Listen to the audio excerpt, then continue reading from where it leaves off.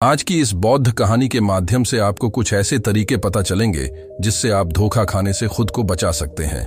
दोस्तों, अक्सर आपने देखा होगा कि भावनात्मक रूप से कमजोर लोगों का लोग हमेशा फायदा उठाते रहते हैं। कभी ना कभी हम सब ने देखा होगा कि अपने आसपास जो भी इंसान नरम दिल का होता है, यानी कि भावनात्मक रूप से दयावान होता है, वह बेचारा अपनी करुणा बस दूसरों की सहायता तो कर देता है, लेकिन बदले में उसे हमेशा धोखा ही मिलता है। दोस्तों, अब सवाल यह उठता है कि क्या एक इंसान को भावनात्मक नहीं होना चाहिए? क्या उसे दूसरों पर भरोसा नहीं करना चाहिए? दूसरों की सहायता नहीं करनी चाहिए? क्या दयावान और संवेदनशील होना कोई गुनाह है या फिर कोई गलती है? दोस्तों, यही इस कहानी के माध्यम से जानेंगे। दोस्तों, बहुत समय पहले की बात है। एक बार एक युवा लड़का जंगल के पेड़ों पर मुक्के मार रहा था। वह बड़े जोर जोर से मुक्का मार रहा था। वह अपने माँ का गुस्सा निकालने की कोशिश कर रहा था।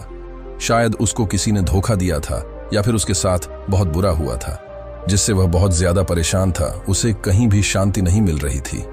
वह लगातार उसी पेड़ पर मुक्का मार रहा था, जिससे उसकी उंगलियां लहूलुहान हो चुकी थीं। उसी जंगल में एक शीतल पानी का झरना था। वहां पर एक बौद्ध भिक्षु रोज संध्या काल के समय स्नान करने आया करते थे। यह उनका रोज का नियम था। आज जब वह बौद्ध भिक्षु इस रास्ते से स्नान करने के लिए उसी जंगल में आए तो उसने उस लड़के की हालत देखी। वह जोर जोर से चीख रहा था, रो रहा था और लगातार मुक्के मारे जा रहा था। उस लड़के के आसपास कोई मौजूद नहीं था। इससे उस भिक्षु को उस युवक की चिंता होने लगी। बौद्ध भिक्षु ने सोचा कि कहीं मैं इसे ऐसे ही छोड़ दूं और कहीं यह आत्महत्या कर ले तो। ऐसे विचार आने के बाद भी वह कुछ नहीं बोले और लगातार उस युवक की तरफ देखे जा रहे थे। भिक्षु एकदम चुपचाप खड़े हुए थे। उसने युवक से कुछ नहीं बोला, कुछ नहीं कहा, बस वह उसको लगातार देखता रहा। कुछ देर तक तो उस युवक ने उस भिक्षु को नजरअंदाज किया, लेकिन कुछ देर बाद उसे अजीब सा लगने लगा। तब उसने सोचा कि न तो यह मुझे रोक रहे हैं और न ही कुछ कह रहे हैं। ये तो बस मुझे देखे जा रहे हैं, इसका क्या मतलब है? बड़ा अजीब आदमी है। ऐसे ही विचार उसे लड़के के मन में उठने लगे थे। जब कुछ देर बाद भी वह भिक्षु कुछ नहीं बोले तो लड़के ने अचानक से उससे पूछा, मान्यवर, आप अपने रास्ते क्यों नहीं चले जाते? आपको क्या मतलब? खड़े हुए मुझे देख क्यों रहे हैं? फिर भिक्षु ने बड़े शांत स्वर में कहा, बेटा, मैं तुम्हें रोक नहीं रहा हूं, तुमसे कुछ कह नहीं रहा हूं, तो मुझे तुम्हें क्या परेशानी है? मेरे ही तरह यह पेड़ पौधे, यह पक्षी, ये सब तुम्हें तो देख ही रहे हैं। जब इसे तुम्हें कोई परेशानी नहीं है तो मुझे क्यों परेशानी है? ये सुनकर वह लड़का जोर से चीख कर बोला, मुझे सबसे परेशानी है, मैं सबसे नफरत करता हूं। यहां पर सब धोखेबाज गद्दार होते हैं, कोई किसी का नहीं होता इस दुनिया में। और इस तरह बोलते बोलते वह फूट फूट कर रोने लगा और रोए जा रहा था। और बौद्ध भिक्षु उसे देखे जा रहे थे। वह उसे चुप करने की कोशिश भी नहीं कर रहे थे। यह बात तो उस लड़के को और ज्यादा अजीब लगी।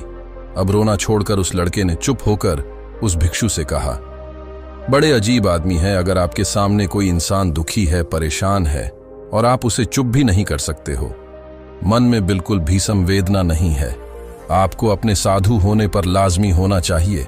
और ऐसे ही न जाने क्या क्या जली कटी बातें वह युवक उस भिक्षु को सुनाने लगा। कुछ देर बाद जब युवक का सारा गुस्सा निकल चुका था, तब भिक्षु ने बड़े ही शांत स्वर में कहा कि आज मैं तुम्हें कंधा दे सकता हूं, तुम्हारे आंसू पोंछ सकता हूं, लेकिन इससे तुम्हारी समस्या का समाधान नहीं होगा। कुछ देर के लिए तुम्हारा मन बहल जाएगा, बस उसके बाद वही जिंदगी, वही लोग, जो तुम्हें आज कंधार देने के लिए भी तुम्हारे पास नहीं है। फिर से तुम इस जिंदगी में लौट जाओगे। कोई तुम्हें धोखा देगा, कोई तुम्हारा फायदा उठाएगी और तुम अपने मन को ऐसे ही तकलीफ पहुंचाने रहोगे। तो आंसू पोंछने की बजाय तुम्हें मुझसे कुछ ज्ञान की बातें लेनी चाहिए, जिससे तुम्हें जीवन में कोई भी धोखा ना दे सके, तुम्हारी अच्छाई का कोई भी फायदा ना उठा सके। बेटा, याद रखना, आंसू पोंछने वाले तो तुम्हें बहुत मिल जाएंगे, लेकिन ज्ञान और सही समझ देने वाला कभी कभी कोई इंसान मिलता है। भिक्षु ने उसे बताया कि मैं पास ही के झरने में स्नान करने के लिए जा रहा हूं। अगर तुम चाहो तो तुम भी मेरे साथ चल सकते हो। यहां पर अकेले परेशान होने से अच्छा है कि तुम झरने की शीतल पानी में स्नान करो, जिससे तुम्हारा दिमाग, मन, मस्तिष्क और तुम्हारा शरीर सब कुछ पवित्र हो जाएगा। यह सुनकर वह लड़का उस भिक्षु के पीछे पीछे चल दिया। जंगल के बीचों बीच रास्ता झरने की तरफ जाता था। जंगल में सन्नाटा छाया हुआ था। उनके पैरों तले सूखे पत्तों की चरमराने की आवाज पूरे जंगल में गूंज रही थी। आज पूर्णिमा की रात थी और आसमान में चांद अपनी उजली रोशनी उस जंगल में फेंक रहा था। उस रोशनी में दोनों उस झरने की तरफ बढ़ते चले जा रहे थे। रास्ते में चलते चलते उस युवक ने उस भिक्षु से कहा, मान्यवर, आपकी जिंदगी मस्त है, आपको किसी चीज की कोई परेशानी नहीं है। क्या आपको पता है कि दुनिया में कैसे कैसे लोग बसते हैं, कितने धोखेबाज, कितने मुख्तार, और सबसे बड़ी बात, अपने लोग ही धोखा देते हैं। जिसे हम प्रेम करते हैं, जिनको हम अपना मानते हैं, जब उन्हीं से धोखा मिलता है तो कैसा महसूस होता है। कभी कभी तो ऐसा लगता है कि भोले और दयालु लोगों के लिए यह दुनिया नहीं बनी है, ये सिर्फ धोखेबाजों के लिए है, मक्कार के लिए है। वही यहाँ पर फलते फूलते हैं, वही आनंद से जीते हैं, और हमारे जैसे लोग जो दूसरों की सहायता करते हैं, दूसरों को अपना मानते हैं, वह हमेशा जीवन भर दुख में रहते हैं। यही जीवन की सत्यता है और यही संसार है जिसमें हमें रोज घुट घुट कर जीना पड़ता है। आपने सही किया, ऐसी जिंदगी को त्याग दिया, पीछे छोड़ दिया। अब बस अपने में किसी से कोई परेशानी नहीं है, किसी की कोई चिंता नहीं है। मैं भी सोचता हूं कि मैं भी संन्यास ले लूं, छोड़ दो इस दुनिया को। यह सुनकर उस भिक्षु ने कहा, बेटा, तुम्हें क्या लगता है, सन्यासी जीवन बहुत आसान होता है? भिक्षु ने बड़े शांत स्वर में कहा कि तुम्हें तो 2 वक्त की रोटी तो शांति से मिल जाती है, हमें तो कभी कभी वह भी नसीब नहीं होती। अगर मिल जाए तो हम खा लेते हैं, वरना हमें तो भूखा ही सोना पड़ता है। यही सन्यासी जीवन है, हमें हमेशा नीचे सोना पड़ता है, सिर्फ एक लंगोट में रहना पड़ता है। चाहे कैसा भी मौसम क्यों ना हो बेटा, यह सब तुम्हें आसान लगता है, तो तुम भी सन्यासी बन जाओ। फिर युवक ने कहा कि आप कहते तो ठीक ही है, संघर्ष तो दोनों तरफ है, सांसारिक जीवन में भी और सन्यासी जीवन में भी। वैसे सांसारिक जीवन भी अच्छा है, वैसे सन्यासी जीवन भी अच्छा है, लेकिन तब तक जब तक घर परिवार में सुख शांति बनी रहे, धोखा ना मिले, हमारे लोग हमारा फायदा ना उठा सके, हमसे झूठ ना बोले, हमें धोखा ना दे, तो जीवन जीने का आनंद होता है, वरना तो जीवन नर्क हो जाता है। फिर भिक्षु ने कहा, देखो, सन्यास अपने मन से लिया जाता है। जब हमारा मन कहता है कि हमें सन्यास के मार्ग पर सफलता हासिल करनी है, आगे बढ़ाना है, तो ही सन्यासी जीवन सफल हो, पता है। लेकिन तुम अपने घर से परेशान होकर, दूसरे लोगों से परेशान होकर सन्यासी बनना चाहते हो, तो तुम्हारा सन्यासी जीवन भी कभी सफल नहीं होगा। इससे अच्छा तो तुम सांसारिक जीवन में अगर कुछ तरीके, कुछ नियम अपनाओ, तो दूसरे लोग तुम्हें धोखा नहीं दे पाएंगे।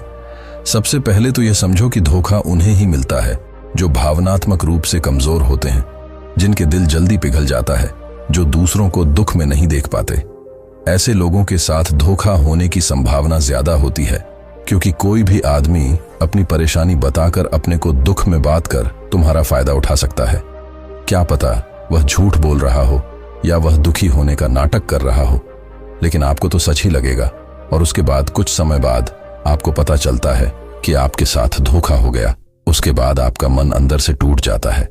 इसीलिए सबसे पहले इस बात का ध्यान रखना कि किसी भी व्यक्ति को यह एहसास मत होने दो कि तुम भावनात्मक रूप से कमजोर हो। अंदर से तुम्हारा दिल नरम है। अगर उन्हें यह कमजोरी पता चल गई तो वह कोई ना कोई जाल रचकर आपका फायदा उठाने की जरूर कोशिश करेंगे। चाहे आप अंदर से संवेदनशील हो, दूसरों की मदद करने वाले हो, लेकिन किसी को एहसास मत होने दो, ऊपर से कठोर बने रहो।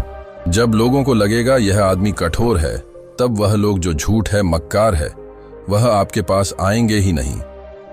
वह उन्हें लगे जो उनके आसानी से शिकार होंगे। और दूसरी बात समझने की यह होती है कि हम बहुत जल्दी दूसरों पर विश्वास कर लेते हैं, और हमारा जल्दी विश्वास करने की आदत ही हमें हानि पहुंचती है।